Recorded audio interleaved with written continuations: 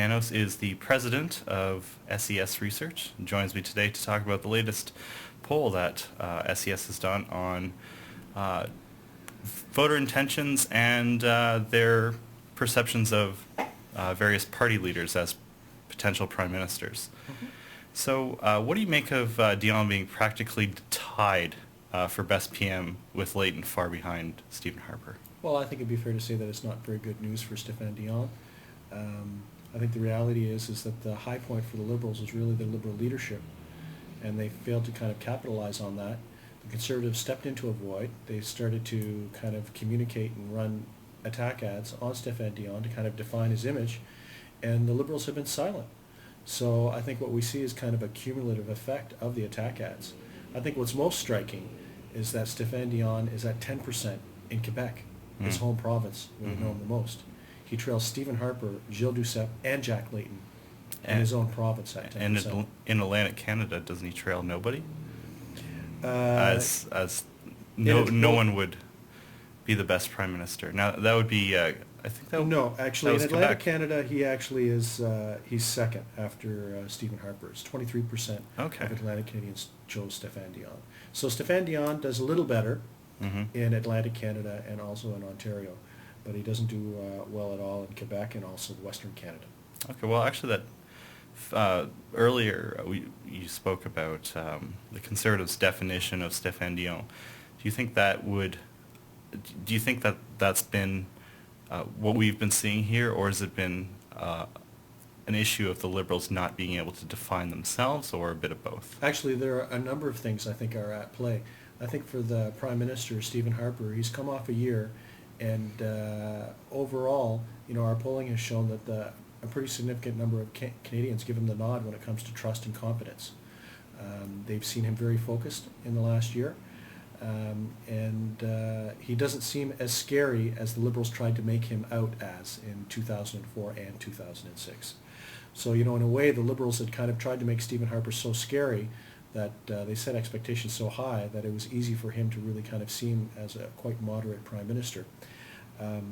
So, there's a combination of factors at play. Stephen Harper's positive performance in the last year, the attack ads on Stephane Dion, a budget that was fairly well received, no real bad news in the budget, and just a lot of volatility in the electorate.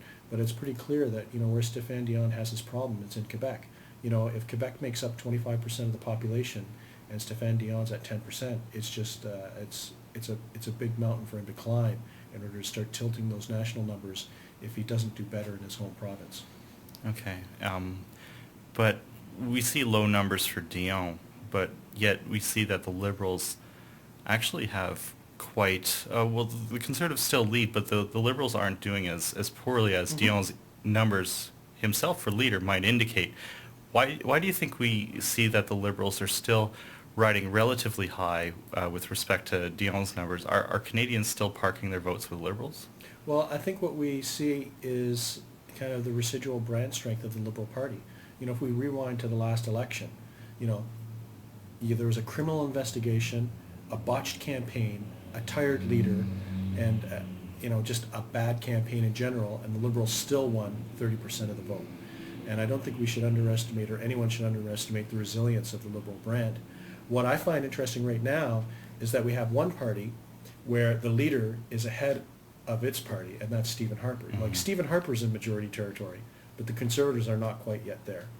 And then we have another party, the Liberal Party, where the leader seriously trails its party, and the Liberals are at 33%, but Stephane Dion is only at 17%. Can we remember the last Liberal leader that polled so low?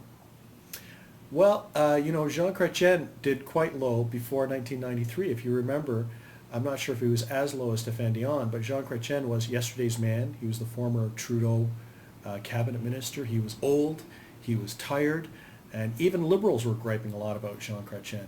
And then that's all it took was one attack ad that went a little too far that made Jean Chrétien a victim, and then he used that as a launching pad to criticize the Conservatives.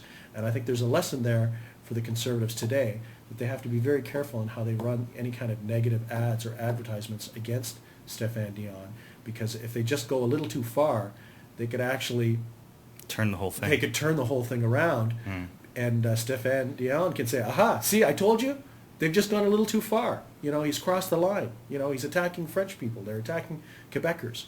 And so I think the Conservatives have to be very careful in how they kind of handle this now, especially since they've been so successful, at least to date. Okay. As we mentioned, Harper's numbers are pretty respectable, 42% nationally. But when we look at the regional breakdown, we see that he could still use some growth in Ontario and Atlantic Canada. But his Quebec numbers are actually pretty impressive if we look at the relative sense of comparison. Do you think that this is the same old story where Ontario will eventually follow Quebec? Well, there's usually kind of an echo effect. What we find is that, when Ontarians see a particular leader or party doing well in Quebec, it has like a positive echo effect back in Ontario.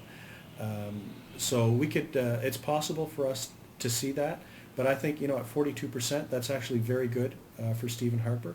But we have to remember this particular measure where we ask Canadians who they think would make the best prime minister is kind of a fixed choice, right? So, it's like in the land of the blind, the one-eyed man is king. So right now, the Canadians might see a series of imperfect choices, and based on who's in front of them, Stephen Harper at this point in time is looking pretty good. Okay, and another aspect of your poll was the partisan vote, people that would identify themselves as conservative, liberal, NDP, etc. What does the partisan vote tell us about party confidence in their respective leaders?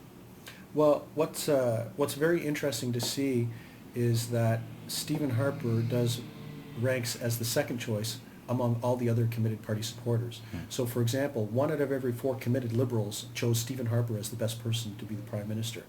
And he also ranked second among Bloc voters. He ranked second among New Democratic voters. And I think that has to be a level of concern for the Liberal Party because, these New Democratic voters are they're picking Jack Layton as their first choice and Stephen Harper as their second, kind of skipping over the Liberals. And we know that the Liberals, in order to be more competitive and have a shot in the next election, have to try to eat into NDP support. And right now, it doesn't look like Stephane Dion is able to do that. Well, thank you very much for taking the time. Nik Nanos is president of SES, and just want to give thanks for taking the time to have a chat with me today. Thanks, Stephen.